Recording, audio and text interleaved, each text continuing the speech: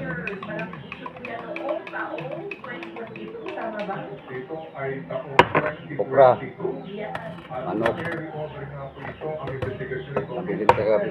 At nagkaalaman po dito kung sino-sino ang mga responsable sa killing nito. Bagamat may isang congressip na nasabi sa dito na agad ko nagugas ng kamay. Anyway, well, sa ano, ating nakatanong na para po sa ating panayang na kasi importante po ito, no? Ang hindi po matiman po Kain po. sa crisis natin sa pagkain, di ba? Pero ngayon, sa food crisis natin sa politika, hindi may natanggit. Ang pinakamalaki pong krisis na magbibigay po sa atin ng malaking suliranin pagsapit po ng ilang dekada ay ang learning crisis ng ating mga kabataan. Amo po yung mismo doon po sa EDCOM 2 na ginawa nilang study. Ang laki po na problema ng ating mga kabataan ngayon dahil tinamaan ang pandemya at pagkatapos ngayon ang daming problema kinakaharap ng mga bata sa curriculum na lang, sa lack of principals, lack of teachers, lack of etc. Napakaraming mga kulang. Anyway, sige po. Sa pag-usapan po natin ito, huwag natin isang tabi itong napaka-importante issue ito dahil after all na naman, 1.8 billion po na halaga ng pera ng bayan po pinag-uusapan ito. Plus the fact po na ito nga ay dapat makatulong sa ating po mga guto at mga estudyante. Baby girl, ano kaya ang brand na kanagpedisyon? Ano brand din ng laptop? Opo, sa ang nagdakta at Pagka out no education dito. Okay, diyan po lamang kayo dahil hindi pa ho tayo tapos ang dami sa tipong sangkap ang ating pong mga elemento at mga kung ano-ano pong mga kapakipaginabang na segment pong ating programa dahil araw-araw po pinaghahandaan natin ito. Dito po lang ang sa Chulanda. 45.9 sa ating gawa. Di tayo sa totoo.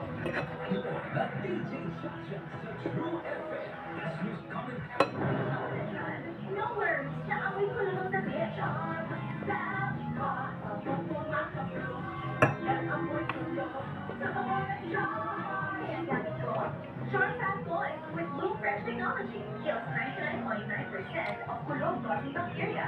May aroma bursta of thousands of flowers and berries. Ang sampay sa loob, amoy ko lang. Pumakapro sa joy. Short Fat Boy.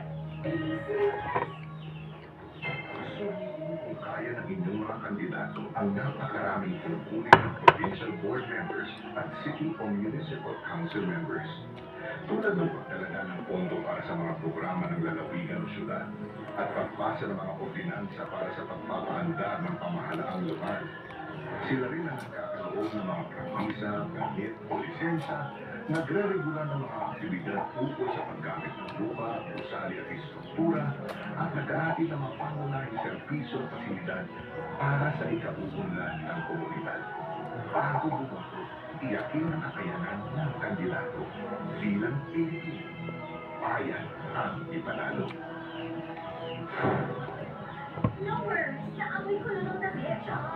Sabi ko, kung pumakapro, yan amoy ko lang sa mga joy. Ang gamit ko, Short Fat Boy with Blue Fresh Technology kills 99.9% of kulog causing bacteria. May aroma bursta of thousands of flowers and berries. Ang sampay sa loob, amoy ko lang. Pumakapro sa joy. Short Fat Boy. What's the magic of second chances? Ang DJ dito ng Haya, DJ Hannah Ramsey. Kapag nalaks ka na, ayan. Sa mga pusong bigo, laro, katanapin pala siya. Mga pusong hindi agad sumuko. Iyak sa musika, mga pinagdadaanan. Ang payo ng mga eksperto, itinggan. Kaya ngayon nagamit yung kanyang emotional intelligence. Yung kanyang